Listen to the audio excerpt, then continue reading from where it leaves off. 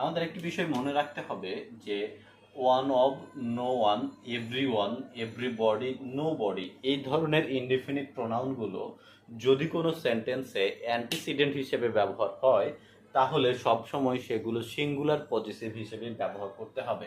আমরা উদাহরণ হিসেবে দেখি, every one should respect dash parents.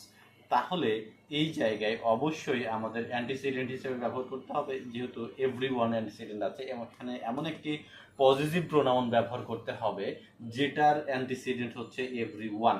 Every one এটা অবশ্যই থার্ড পারসন সিঙ্গুলার হিসেবে ব্যবহার হয়, এজন্য আমাদের এখানে হিজ ব্যবহার করতে হবে অথবা হার্স ব্যবহার করতে হবে। যেহেতু এখানে আমরা ফিমেল যদি ব্যবহার করতে যাই তাহলে অবশ্যই হার্স ব্যবহার করতে হবে, এবং যদি পুরুষ লিঙ্গ মেল ব্যবহার করতে চাই তাহলে অবশ্যই হিজ ব্যবহার করতে হবে। একইভাবে স্টুডেন্ট শুড বি কেয়ারফুল